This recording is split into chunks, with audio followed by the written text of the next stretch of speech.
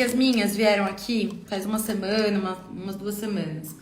São umas amigas minhas do colégio, a Cintia e a Vanessa. A gente se conhece há pelo menos uns 20 anos aí, que a gente é amiga. E aí a gente fez uma retrospectiva, né? Porque às vezes a gente fica um tempão afastado, o ano é super correria e tal, mas a gente faz questão do nosso encontro de dezembro e também dos aniversários, a gente se vê.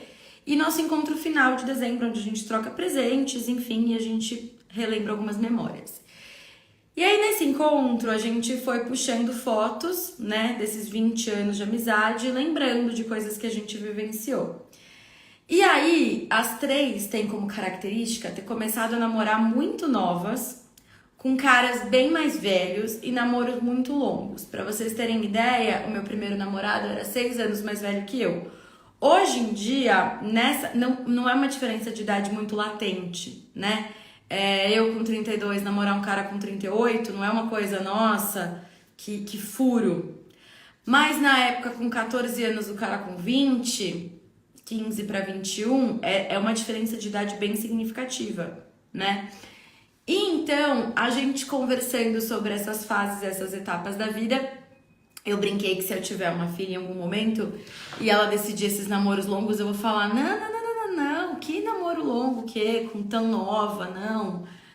Eu tendo a acreditar que namoros com muita diferença de idade tende a ser um relacionamento abusivo, tá? E é sobre isso que a gente vai falar hoje. Não sobre namoros com diferença de idade, mas sobre relacionamentos abusivos e violência contra a mulher. Faz muito tempo, né, que eu falo sobre relacionamentos abusivos. Eu fiz minha monografia na faculdade em violência psicológica contra a mulher e constantemente eu sou convidada para palestrar em podcasts e afins para falar um pouco sobre violência contra a mulher. E quando eu passei a estudar violência psicológica contra a mulher, é um assunto que é muito delicado para mim, porque diferente de todas as outras violências, a violência psicológica, ela é muito bem aceita. Então, se eu chegar numa roda com as minhas amigas com o olho roxo e falar, olha, fulano me deu um soco no olho, dentro da minha roda, da bolha que eu vivo, vai ser unânime e consensual de você não pode manter essa relação. É inadmissível que exista essa violência física dentro dessa relação, tá? Só que quando a gente fala de outras violências, ela não é tão consensual e tão unânime assim. Quando você chega numa roda de amigos e fala, olha, o que tá acontecendo no meu relacionamento é que eu me sinto manipulada. O que tá acontecendo no meu relacionamento é que por diversas vezes eu sinto como se ele tivesse inveja de mim, como se ele não conseguisse ficar feliz com a minha felicidade. Eu sinto como se ele me culpasse. Eu tenho vergonha de falar que eu recebi um aumento, porque ele não recebeu e isso vai ter um desgaste na nossa relação. Ou eu vi determinada atitude e eu não gostei. Enfim, tá? Coisas que não são beiras de um ciúmes patológico, nada disso. Coisas que me incomodam e são legítimas de me incomodarem. É muito natural que na nossa roda de amizade as pessoas tentem apaziguar as coisas. Tudo bem que tem esse comportamento, mas é uma pessoa tão legal, te faz tão bem, pipipi, popopó. E vão naturalizando outros tipos de violência.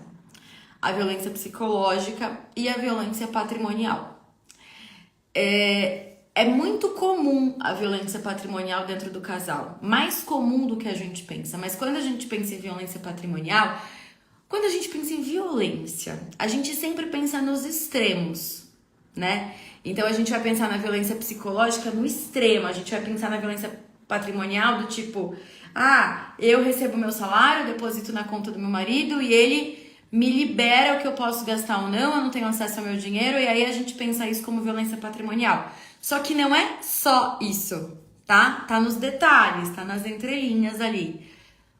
Tá bom, por que eu tô falando toda essa introdução de relacionamentos abusivos e tipos de violência? Porque eu já disse isso diversas vezes. A primeira violência nunca é o soco na cara. Nunca, tá? Se no primeiro dia você conhecesse um cara, você saísse com um cara, na primeira briga, a violência fosse soco na cara, você não teria a segunda saída. Não teria o segundo encontro, né?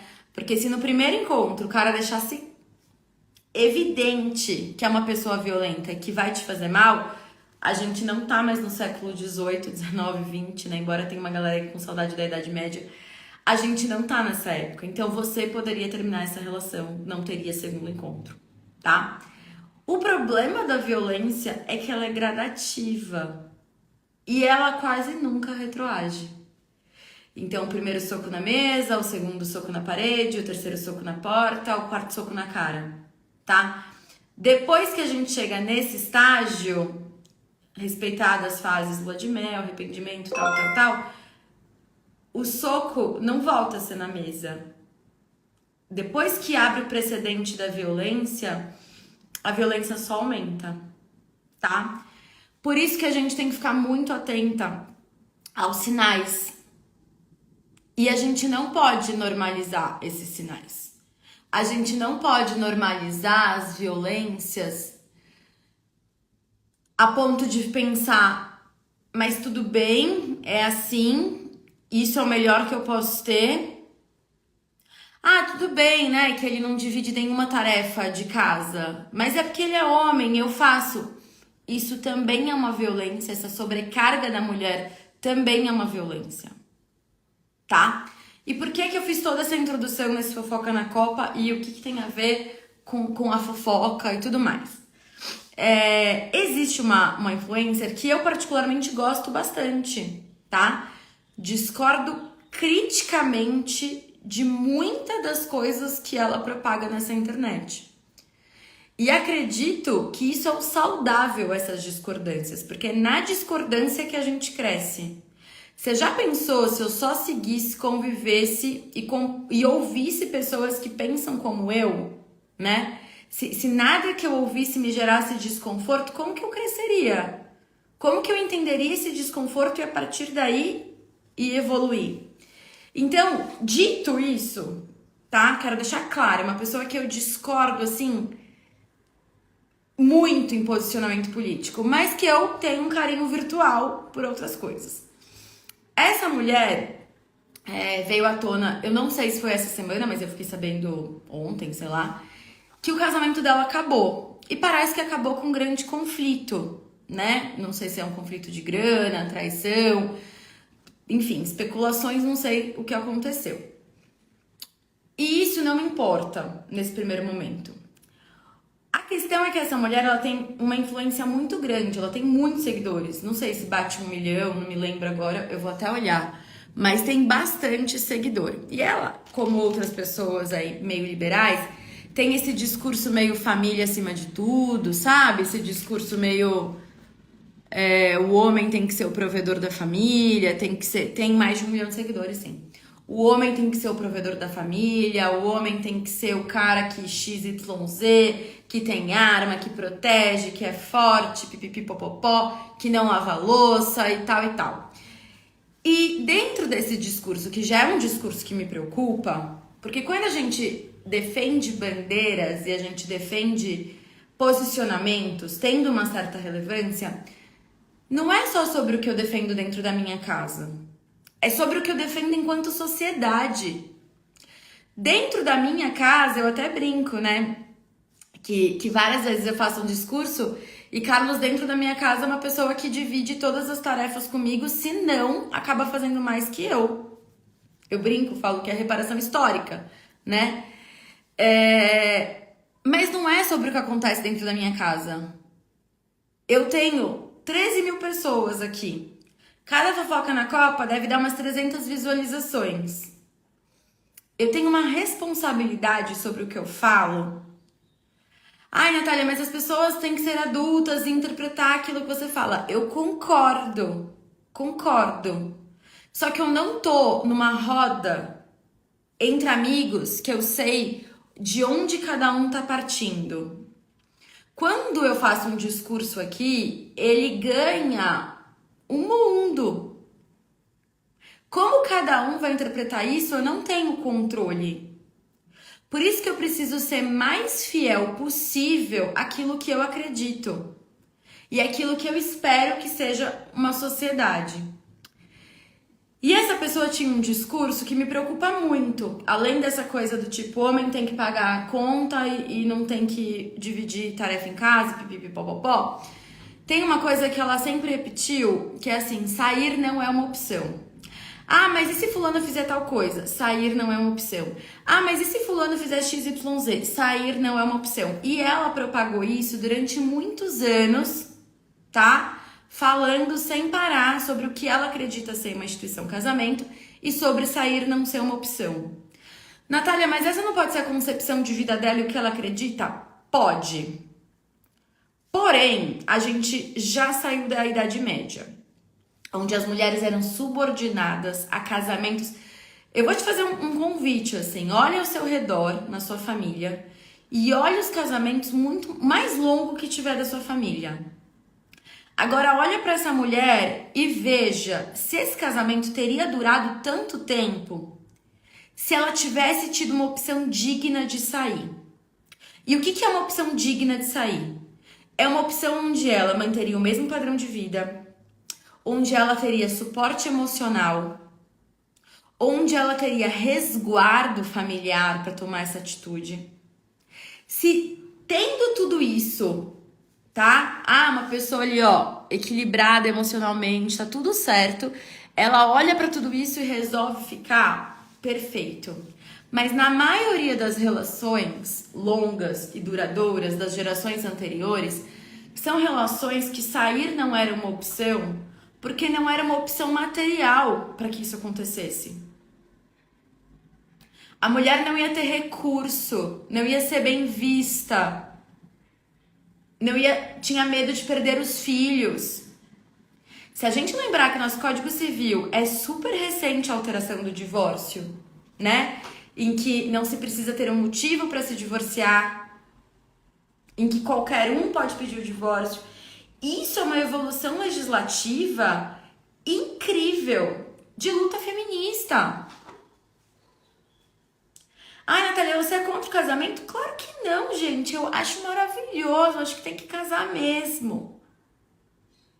Eu sou contra qualquer casamento que sair não seja uma opção. Você tem que ter todas as opções para sair e você tem que escolher ficar. O único casamento digno de ser mantido é aquele que você pode sair quando você quiser. Só que você escolhe ficar, porque você quer. E aí querer, vontade, desejo, dentro do meu discurso é muito diferente dentro do discurso de uma galera liberal, tá? Vou até fazer um adendo político aqui, porque vocês sabem que eu sempre envolvo. Quando a gente fala assim, ah, você não gostou? Pede demissão. Isso não é verdade. Ah, você não tá satisfeito com o seu emprego? Então troca de emprego. Isso é uma falácia. Por quê? Porque a gente sabe que dentro de um mercado, né, não tem vaga de emprego suficiente para que você possa ir trocando de trabalho. E quando na outra ponta do desemprego você precisa vender sua força de trabalho para comer, para viver, então não é uma escolha genuína você sair desse trabalho. Só seria uma escolha genuína se a gente estivesse falando de uma materialidade, a gente estivesse falando de um estágio em que o básico te fosse garantido. Entende? Então eu só posso falar que casamento você tem condições materiais para sair se eu tenho certeza que você vai ter uma estrutura financeira, emocional, psicológica para conseguir sair dessa relação. Porque não é só a dependência financeira, que não é só, que é gigantesca, né? Quantas relações sair não é uma opção porque você não tem para onde ir, não tem como se bancar? Talvez por ter aberto mão da sua carreira para cuidar dos filhos, talvez por ter subido seu patamar de vida porque você tinha um outro orçamento disponível, enfim, seja qual for o motivo, né? O que te mantém nessa relação sempre tem que ser uma condição verdadeira e material de você desejar ficar. E não desejar ficar porque você gosta do seu padrão de vida, não desejar ficar porque você tem medo de não ter contato com seus filhos. Desejar ficar porque estar nessa relação te faz bem, te faz feliz, te proporciona segurança. Sair sempre, sempre, sempre tem que ser uma opção, tá? E por que eu quero conversar disso com vocês? Primeiro porque é minha área, né? Quando eu falo pra vocês, façam um planejamento matrimonial, as relações elas vão acabar. Seja por divórcio, seja por morte, todo casamento, união estável, namoro, amizade, todo relacionamento vai acabar. O nosso relacionamento mãe-filha, pai-filho acaba, porque as pessoas morrem. Dirá um casamento, uma amizade, um namoro, um flerte, um belisco. Os relacionamentos irão acabar. Ponto. Posto. Isto posto. A gente sabendo, esse relacionamento vai acabar. Acabou. A gente sabe disso? Ok. Se esse relacionamento acabar por forças do destino, não necessariamente por morte, por divórcio, me apaixonei por outra pessoa, o meu cônjuge, companheiro se apaixonou por outra pessoa, tivemos possibilidades de escolhas diferentes. Recebi uma proposta de trabalho que eu entendo que é muito importante pra mim, mas pra ele não é. Então a gente vai querer coisas diferentes nesse momento da nossa vida. 5 anos atrás, 10 anos atrás, fazia tanto sentido essa relação, hoje não faz mais. Então a gente vai terminar. Então eu quero sair. O que a gente vai fazer a partir dessa decisão? E por isso que é tão importante fazer um planejamento matrimonial. Porque na hora que acaba, você já sabe que parte que te cabe. Quais acordos foram feitos enquanto a gente se gostava, enquanto a gente se respeitava, enquanto a gente se amava.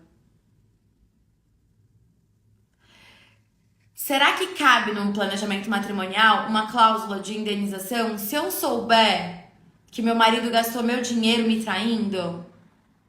Podemos pensar. Será que cabe uma cláusula de indenização se eu souber que ele tá gastando todo o meu dinheiro com garota de programa? Ah, meu dinheiro, nosso dinheiro, depende do regime de bens que vocês vão casar e escolher. E isso já é uma etapa do planejamento matrimonial.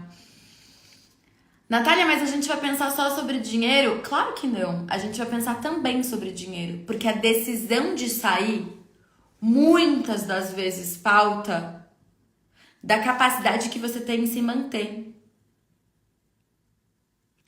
E aí vem outra parte que eu acho um pouco problemática dessa história. E se você não tem ideia de quem eu tô falando e do que tá acontecendo, não tem problema. Porque o que eu tô falando a partir daqui é um desdobramento que serve, que cabe pra qualquer relação. Que é uma parte que as pessoas questionam coisas pra ela, tipo, meu namorado faz XYZ, casa com ele. E eu acho isso um pouco problemático, e tem fofoca na copa que eu falo disso aqui, porque eu realmente acho que tem sinais que são inegociáveis. Natália, meu namorado, tô namorando, comecei a namorar, tem uma filha, e a ex é louca e não deixa ver a filha. Como assim a ex é louca e não deixa ver a filha? Qual é o número do processo? Tem ação judicial? O que o juiz disse? Ah, ele nunca entrou com uma ação. Ué, então ele nunca fez nada pra ver a filha. Porque eu não consigo imaginar num cenário que alguém me afasta de ver meu filho e eu não faço nada. Além de chamar a pessoa de louca. Ah, é louca? É louca? Louca, sou dobro de louca. Se o pai do meu filho tenta me afastar do meu filho, hipoteticamente, se ele é louco, ele vai ver o quanto eu sou louca. Porque essa criança, entendeu? Eu vou lutar até o fim. Ai, a ex é louca. Alerta, acende a sirene. Mas ainda assim, as pessoas não vêm com manual. Tanto é que as pessoas não vêm com manual que dentro desse crivo todo tá rolando esse término. Que a gente não sabe por quê, nem tem que saber, não sabemos detalhes, mas o quê? Cuidado com as coisas que você propaga. Sabe por quê? Porque tem um montão de gente se espelhando em você. Inclusive pessoas próximas. Você não precisa ter 1 milhão de seguidores para você influenciar alguém. Quando você faz esse discurso arrogante, antifeminista, de sair não é uma opção e pipipipopopó, você tá legitimando que muitas das mulheres fiquem em relacionamentos extremamente abusivos por acreditar que amor é uma decisão. Amor é uma decisão, contanto que não atropele seu amor próprio. Qualquer amor, que te exija alguma coisa que te dói, precisa acender um alerta. Não é à toa, né, que quem diz que amor só é bom se doer é um homem. Porque dói sempre na mulher. E dói de um jeito que é violento. Porque são camadas de violência que se acumulam quando a gente acha que sair não é uma opção. Olhem os sinais. Todos os sinais. Tá? Casamento gostoso é o casamento que você tem todas as possibilidades de sair, mas você escolhe ficar. Porque ele não te machuca. Qualquer relacionamento abusivo, ele começa de abusos sutis, tá? Mina daqui, dali. E às vezes, gente, os sinais, eles vêm não necessariamente em relação ao outro. Se observa essa crise de ansiedade, tá descompensando com álcool, com droga, com compra. Se observa o que tá me alimentando, o que tá me descompensando. Por que pra mim eu faço tanta questão dessa relação que não tá me devolvendo, tá? Faça um planejamento matrimonial. Conversem com seus companheiros. Ah, e se você me trair e tiver um filho fora do casamento? E aí? Porque a partir do momento que essa pessoa te trai e tem um filho, ela tá colocando em risco seu patrimônio também. E se conversa? Traz um elefante branco pro meio da sala. Conversa sobre tudo. Ai, mas aí não vai parecer que a relação já começa fadada a terminar? Começa fadada a terminar porque as relações vão acabar. E se eu morrer? E se você morrer? E se você me trair? E se eu te trair? E se eu me apaixonar por outra pessoa? E se você se apaixonar por outra pessoa? E se eu receber uma proposta de trabalho? E se você receber uma proposta de trabalho? E se eu decidir me afastar do meu trabalho para cuidar da minha gravidez? Do nosso filho? E se a gente tiver um filho atípico que vai precisar muito da minha atenção e eu tenha que diminuir meu ritmo de carreira?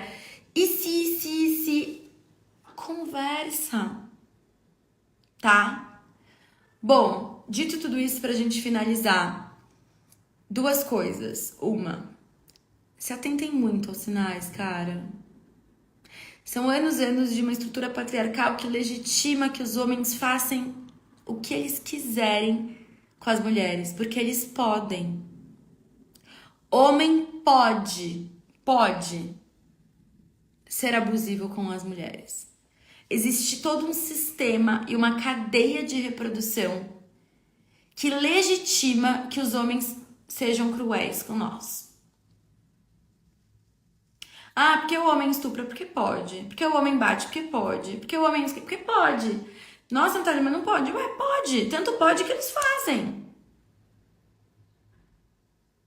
Pois é. Segundo e terceiro. Segundo, sempre que você tiver em dúvida se você tá num relacionamento abusivo, é porque você tá. Relacionamentos saudáveis não nos deixa dúvida. Ninguém fica na dúvida. Será que eu estou num relacionamento saudável? Não. Se você tá em dúvida se o seu relacionamento é saudável, é porque ele não é. Fique atenta aos sinais do seu corpo, da sua mente. Fique atenta e busque ajuda. tá? Porque sair sempre vai ser uma opção, sempre. E pra todo mundo que conseguiu sair, inclusive e principalmente pra ela, parabéns por ter conseguido sair, porque não é fácil. Mas depois que a gente sai, a gente percebe o quão melhor é viver fora disso tudo. E terceiro, filtro. Tenha muito filtro no conteúdo que você consome, tá? Saiba discernir o que é do outro e o que é seu. Quais os valores que o outro estabelece e quais são os seus, tá? Eu sei que a gente gosta e a gente admira e a gente flerta e a gente quer um pouquinho daquilo pra nossa vida. Então filtra, tá bom? Boa semana pra vocês, gente.